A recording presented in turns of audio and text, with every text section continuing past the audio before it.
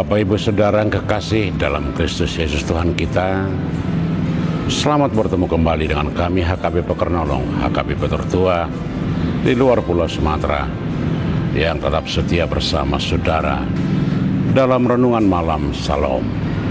Dan untuk memulai renungan ini kita berdoa. Bapa di sorga, di dalam Yesus Kristus Tuhan kami, terpuji Engkau karena kasih-Mu yang tidak berkesudahan, yang selalu kami terima setiap hari, mulai pagi hingga malam ini. Ajar kami Bapa untuk mengerti dan mengenal semua apa yang Engkau berikan bagi kehidupan kami, agar kami semakin mampu mengikuti Engkau. Hanya di dalam Yesus kami berdoa. Amin. Saudara-saudara yang kekasih, firman Tuhan yang menjadi renungan untuk kita malam hari ini sebagaimana ditetapkan HKBP, kita ambil dari kitab Galatia pasal yang ke-6 ayat yang pertama hingga ayat yang ke-10, dan yang menjadi pembimbing ayat yang kedua. Demikian firman Tuhan. Bertolong-tolonganlah menanggung bebanmu, demikianlah kamu memenuhi hukum Kristus. Saya baca sekali lagi. Bertolong-tolonganlah menanggung bebanmu, demikianlah kamu memenuhi hukum Kristus. Demikian firman Tuhan. Saudara-saudara yang kekasih, ajakan Paulus ini merupakan sebuah ajakan yang sangat indah, di mana kehidupan yang semakin individualis, hanya mementingkan diri sendiri dan tidak peduli dengan orang lain. Zaman ini membawa kita kepada pemahaman semakin kuat seseorang dalam hal apapun, secara finansial, secara ekonomi, semakin dia tidak memerlukan orang lain, walaupun sebenarnya dia tetap memerlukannya. Karena itu bagi orang Kristen sebenarnya harus ada pemahaman bahwa kita tidak terlepas dari semua orang di sekitar kita. Kita adalah bagian dari seluruh orang-orang, apakah di sekitar kita dan orang-orang yang mungkin jauh dari kita. Kita saling melengkapi, saling memenuhi. Kebutuhan kita tidak bisa kita penuhi kalau hanya kita yang mengerjakannya, tetapi kebutuhan hidup kita itu dikerjakan oleh orang lain. Contoh, katakanlah pakaian yang kita pakai itu dikerjakan oleh orang-orang yang bergerak di bidang garment dan penyedia-penyedia, penjual-penjual pakaian. Karena itu kita tidak bisa katakan bahwa kita terlepas dari orang-orang di sekitar kita. Kita menjadi berarti ketika ada orang-orang di sekitar kita. Coba kita bayangkan, andai kata yang hidup di dunia ini hanya kita, betapa menyedihkan kehidupan. Tetapi saudara-saudara, yang mau Paulus katakan di sini bukannya hanya sebatas di situ. Kalau kita membutuhkan orang lain, itu kita pahami bahwa kita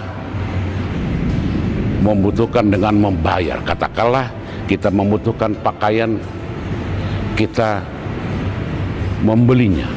Kita membutuhkan makanan, kita juga membelinya.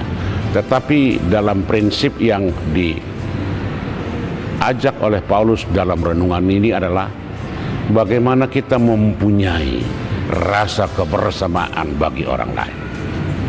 Bertolong-tolongan, artinya tolong.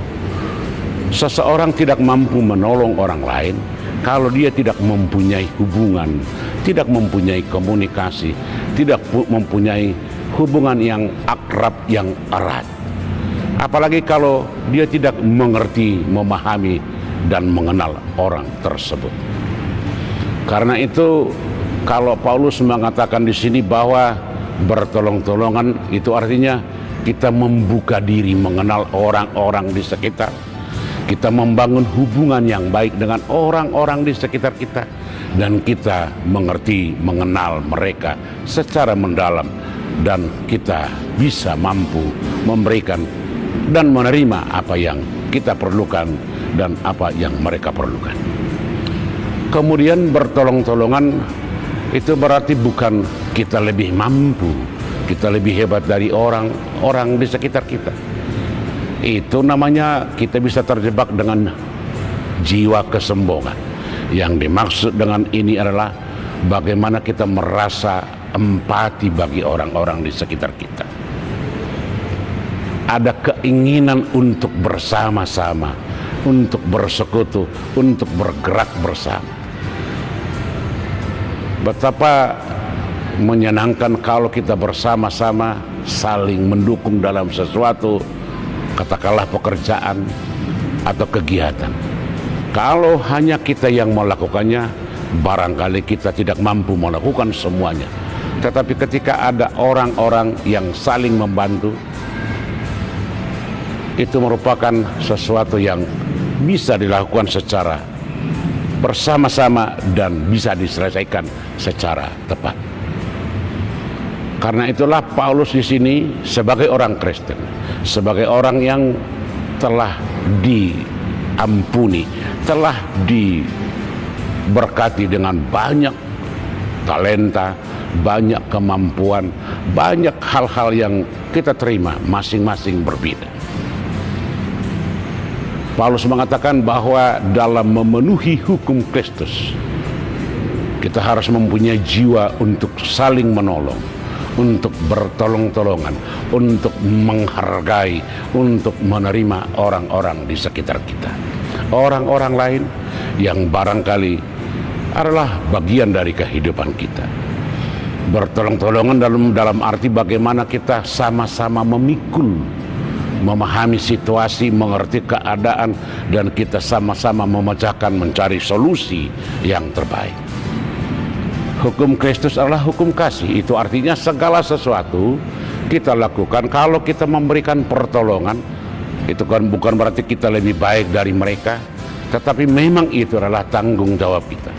Dan juga kita tidak memerlukan untuk dipuji, untuk dihormati, tetapi itu adalah bagian dari iman kita, bahwa sebagai orang Kristen, sebagai orang percaya, sebagai orang yang telah menerima kasih karunia dari Kristus, kasih itu kita harus tularkan juga kepada orang-orang di sekitar kita melalui apa yang bisa kita lakukan. Bertolong-tolongan, pertolongan itu sangat banyak. Pertolongan itu bukan hanya sebatas materi, tetapi juga semangat, harapan, dukungan, dan doa-doa. Bagaimana kita bersama-sama untuk bergerak maju bersama untuk suatu tugas atau tujuan bersama. Dengan demikian kita akan melangkah dan mencapai hasil bersama-sama dengan orang-orang di sekitar kita. Karena itulah hukum Kristus adalah hukum kasih, dan ketika kita melakukan atau saling bertolong-tolongan, itu berarti kita sudah hidup dan berada dalam hukum Kristus, dan Kristus akan berkarya dan bekerja melalui kita. Di tengah-tengah kehidupan kita yang sekarang ini, di mana orang semakin ego, semakin individualis, tidak mementingkan orang lain atau tidak memerlukan orang lain, kita harus mulai membuka hati, membuka pemikiran, bagaimana firman ini menggerakkan kita masing-masing untuk menjadi orang-orang yang saling menolong, yang saling membantu, yang saling mendukung, dan saling mendoakan. Biarlah firman Tuhan menjadi kekuatan kita, menjadi dasar dari seluruh kehidupan kita, agar apa yang kita inginkan bersama-sama itu akan kita capai bersama, dan kita akan ditolong oleh Tuhan di dalam kasih-Nya dan anugerah-Nya. Amin. Kita berdoa. Kami puji Engkau Tuhan atas berkat-Mu yang kami terima yang membuka hati dan pikiran kami, yang memberikan kami kekuatan dan kemampuan, yang memberikan kami banyak berkat. Ajar kami Tuhan untuk memakai itu, untuk saling mendukung dan saling memberikan yang terbaik bagi sesama. Karena dengan demikianlah kami memenuhi hukum Kristus. Terima kasih Bapa, hanya di dalam Yesus kami berdoa.